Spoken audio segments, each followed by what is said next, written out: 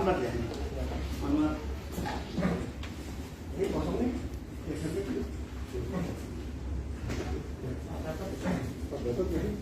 Udah ada. Tadi pagi ada Pak. Tadi pagi. Coba ditelepon. Oh, udah saya ada. Alhamdulillah ya. Jadi notulen. Namanya apa ya?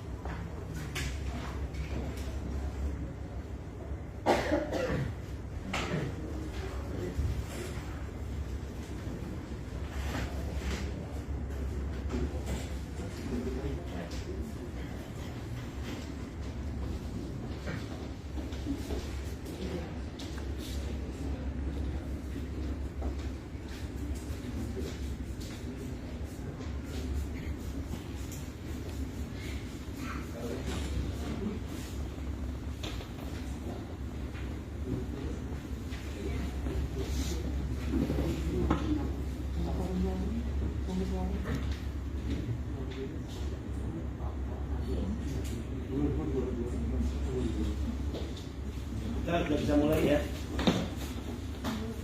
Bismillahirrahmanirrahim. Assalamualaikum warahmatullahi wabarakatuh.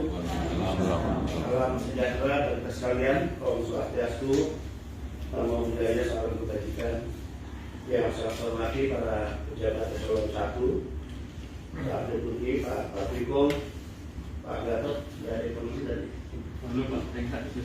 Ya. Para pejabat eselon 2 baik yang hadir di ruangan maupun yang mengikuti secara virtual. Yang virtual mungkin karena tugas ya, walaupun tugasnya ada yang izin secara resmi dan ada yang berangkat tanpa izin tadi, kepala badan maupun saya sama.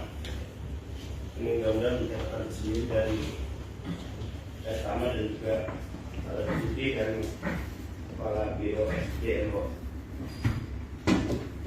Bapak Ibu sekalian, Rapim kali ini akan membahas beberapa persoalan yang nanti saya akan sampaikan hal-hal apa saja yang kita bicarakan.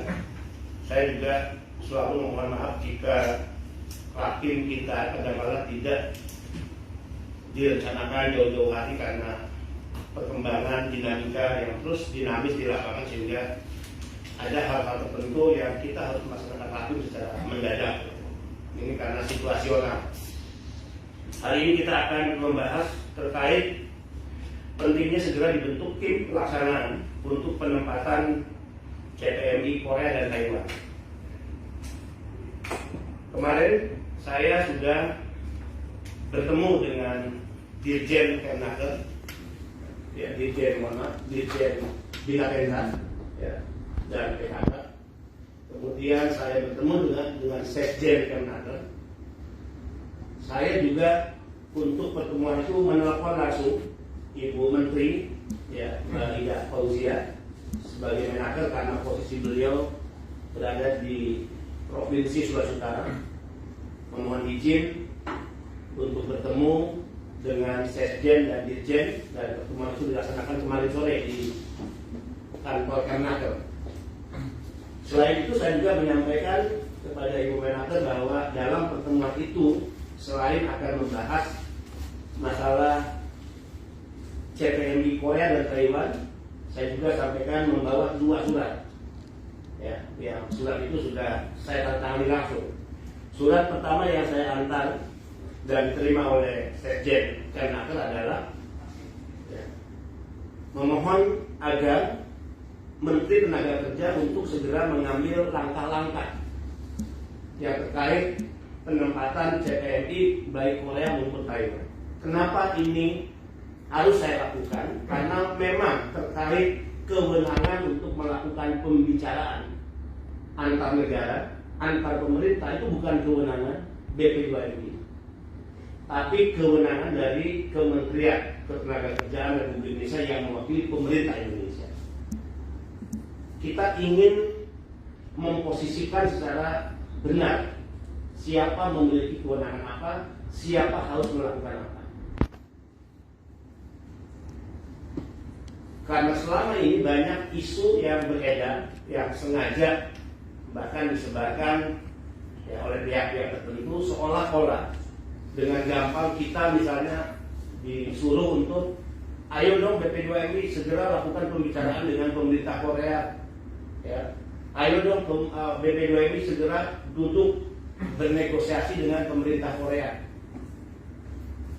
Dari sisi undang-undang jelas bahwa BP2MI adalah badan yang memiliki tugas penempatan lewat pelindungan. Jadi badan pelaksana penempatan BP2MI. Jadi kalau kita mau menempatkan pekerja kita ke negara-negara penempatan, tentu harus berdasar surat yang dikeluarkan oleh Kementerian Ketenagakerjaan. Bisa atau tidak bisa kita menempatkan ke negara mana, tentu menjadi kewenangan dan ranahnya Kementerian Ketenagakerjaan, ya, bukan kewenangan BP2MI. Tentu kita punya tugas dan kewenangan, ya, sebagaimana yang diatur oleh undang-undang, dan kita melakukan itu selama ini. Ya. Salah juga jika ada pihak yang seolah-olah mengatakan kita tidak melakukan apapun. Dalam pertemuan dengan Sekjen Kemnaker, kemudian pertemuan dengan Dirjen Kemnaker, selain 2 surat yang kami serahkan, yaitu surat memohon kepada Kementerian Ketenagakerjaan, dalam hal ini Ibu Menteri, untuk mengambil langkah-langkah strategis yang dipandang perlu, ya, terkait penempatan CPNI Korea dan Taiwan yang sudah tertunda 2 tahun. Ya, kita juga melihat rate positif, ya, COVID yang kondisinya sudah sangat menurun di Indonesia.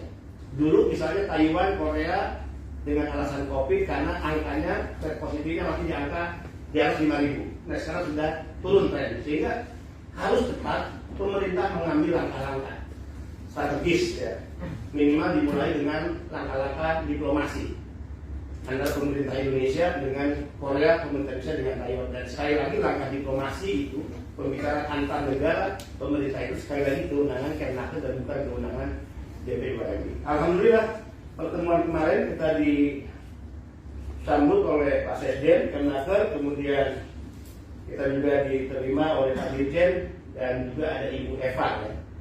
Ibu Eva adalah mantan direktur yang dulu berurusan langsung, ya, untuk masalah pekerja migran Indonesia di Kemnaker.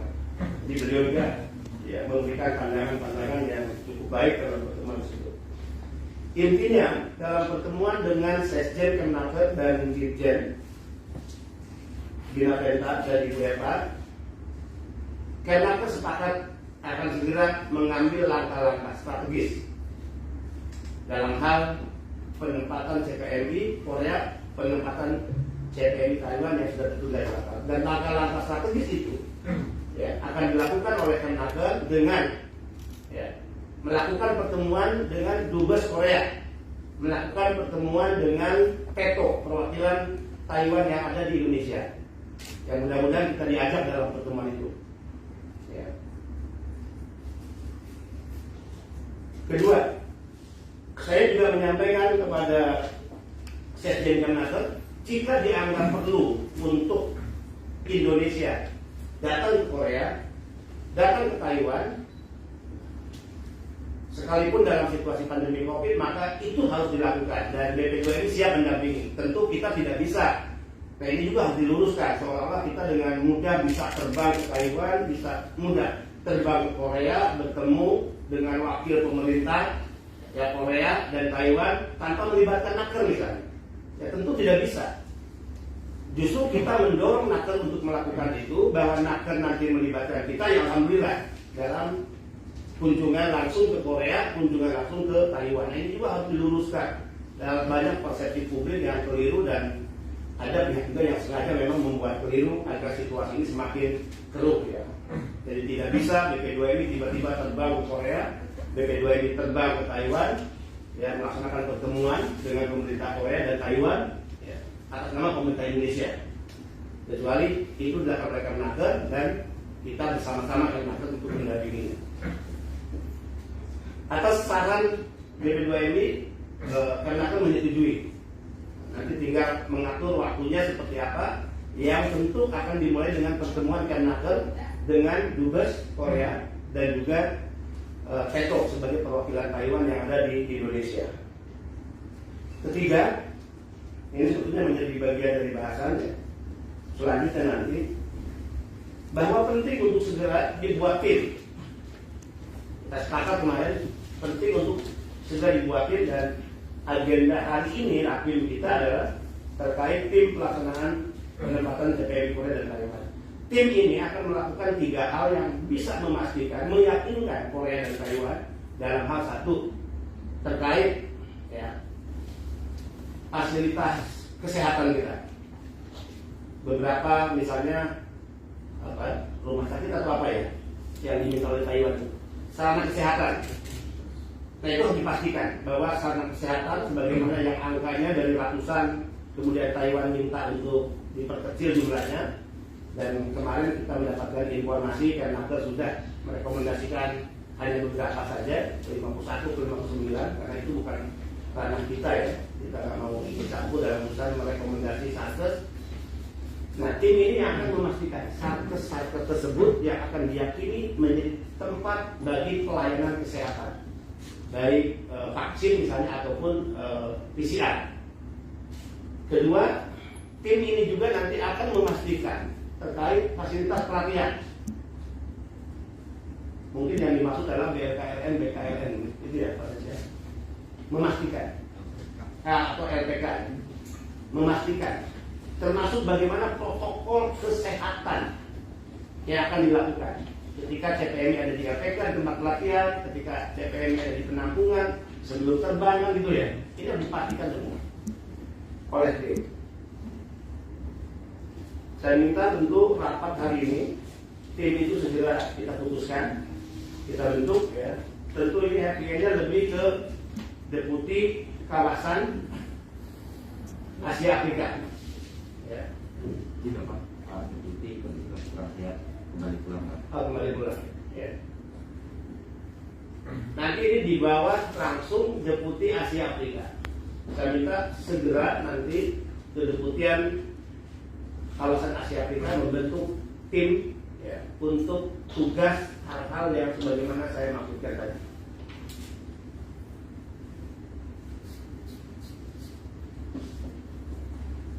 Hari ini sudah harus bisa terbentuk ya, karena agak lama saja menempatkan orang untuk duduk di posisi apa dalam tim tersebut. Terkait tugas-tugas tadi sudah dibuat SOP-nya lebih detail lagi. Ya. Dan tim ini nanti yang akan berkoordinasi dengan tim yang akan dibentuk oleh Kemnaker.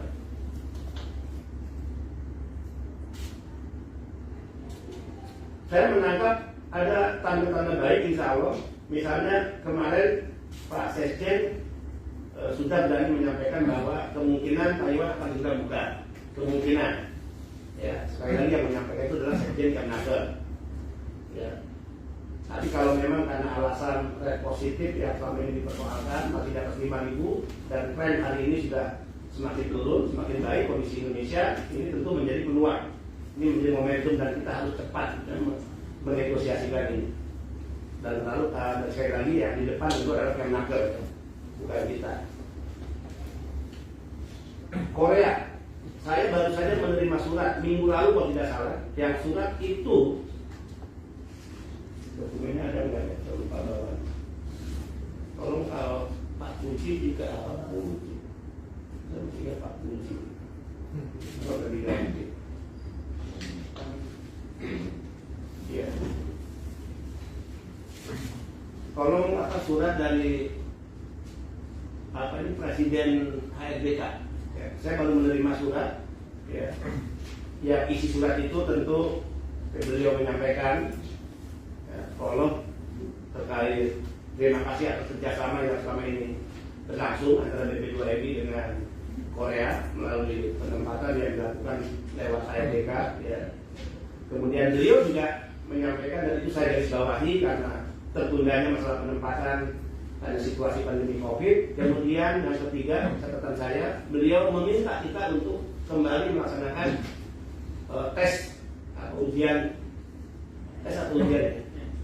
tes IPS COVID ya, untuk segera melakukan tes IPS COVID. Nah, artinya kalau sudah ada permintaan itu dari ARDK, apakah saya salah atau tidak? Ya, ini kan berarti tanda-tandanya positif.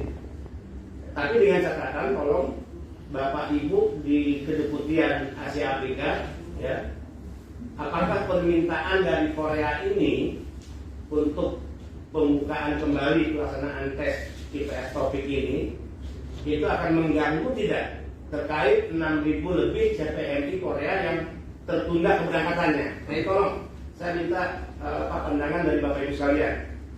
Ya. Saya khawatir misalnya jika tes ini dilaksanakan sampai pada tahapan dinyatakan lulus, ya, kemudian yang 6.000 juga belum diberangkatkan, kemudian yang tadi yang lulus baru itu akan mengganggu posisi dari 6.000 misalnya. Ini kan harus pasti. Kemudian yang kedua, satu tadi tim pelaksanaan penempatan CPNI Korea, apapun namanya nanti sama, nanti tolong nomenklaturnya. Yang kedua, kita perlu untuk segera membentuk tim yang saya sudah sampaikan dalam rapim sebelumnya, ya, terkait pembinaan dan pengawasan UPT BP2MI.